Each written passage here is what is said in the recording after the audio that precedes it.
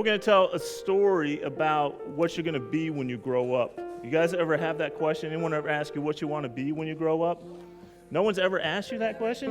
Who knows what they want to be when they grow up? Anyone have an answer to that? What do you want to be when you grow up? A baker. You know what I want to be when you grow up? Your friend. I think that would be a great thing. What do you want to be when you grow up? A ninja? I like that. Again, I would like to be your friend when you grow up. What do you want to be when you grow up? In the Coast Guard. That's great. Very good. And what would you like to be when you grow up?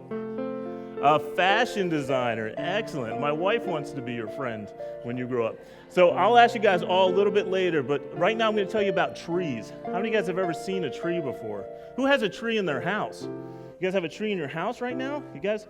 Who has a real tree in their house? Oh, those are the best, aren't they? When the needles start to fall and the cat starts to play with it.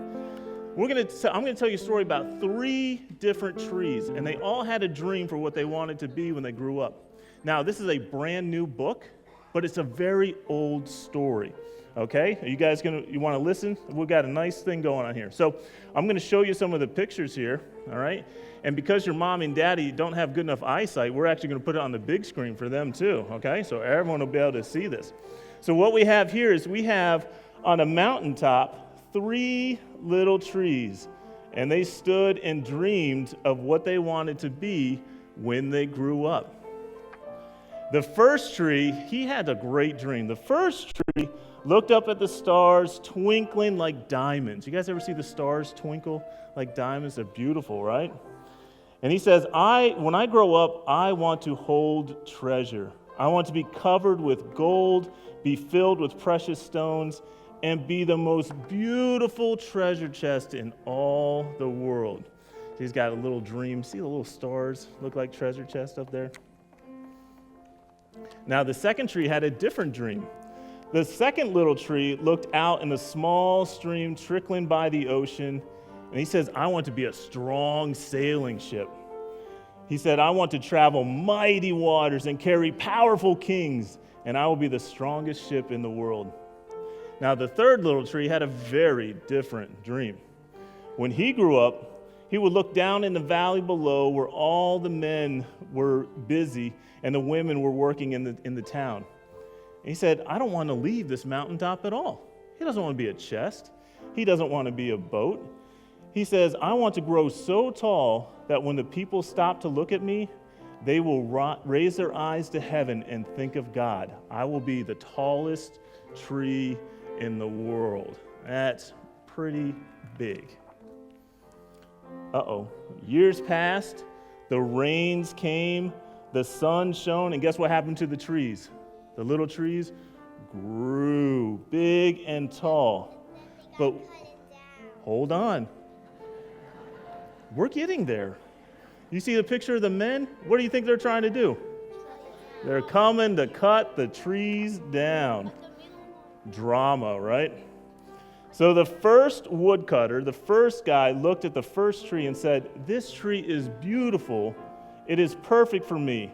And with a swoop of his axe, guess what happened to the tree? Down it came.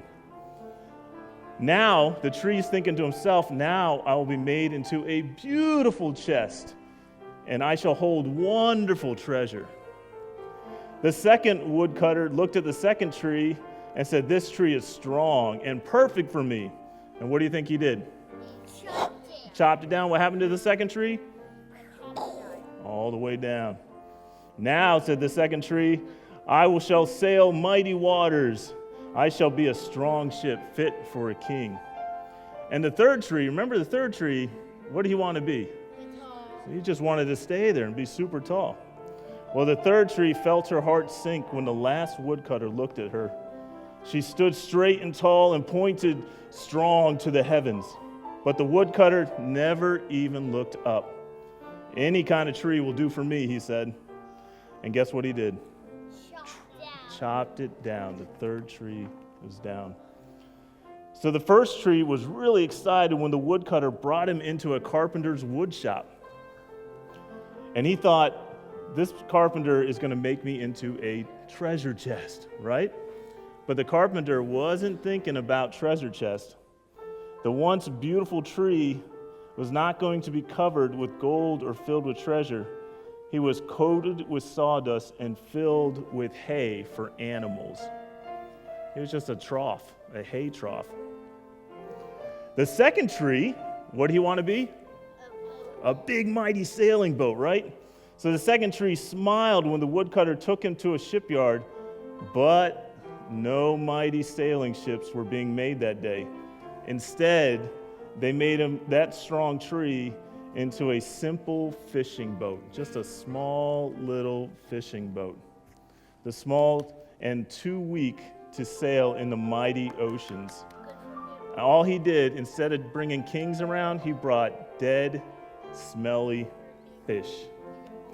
And remember the third tree. The third tree was confused when the woodcutter simply cut her into strong beams and left her in the lumber yard. What happened? The once tall tree wondered. All I ever wanted to do was stay on the mountaintop and point to God. Many, many days and many nights passed. The three trees nearly forgot their dreams.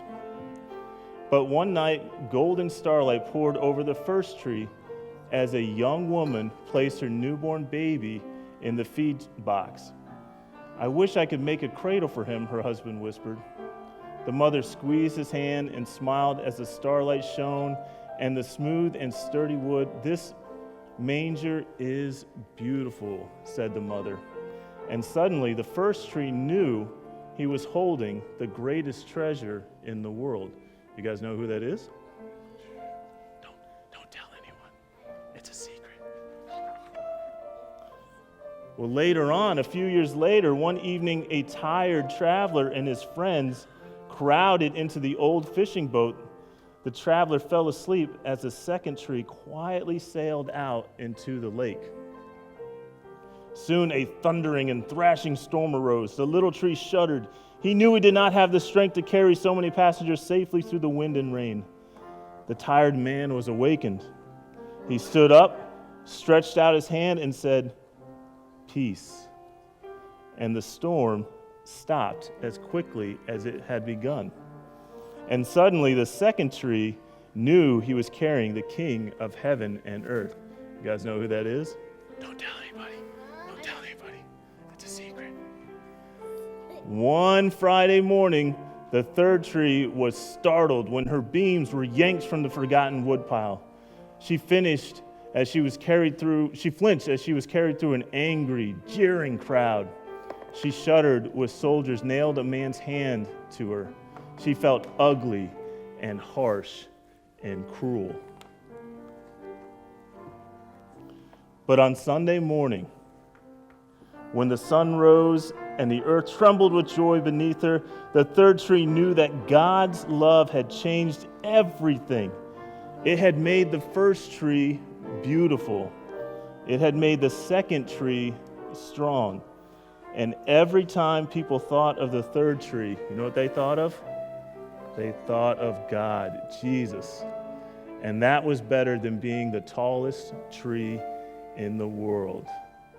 The end. Thank you guys so much for listening to my story. All right, I appreciate it. I'm going to give you candy, and I'm going to send you back to your parents. How exciting is that, right? I have my friend, here she is, she's right here. Why don't we form one nice little line? You go right on back to your seats.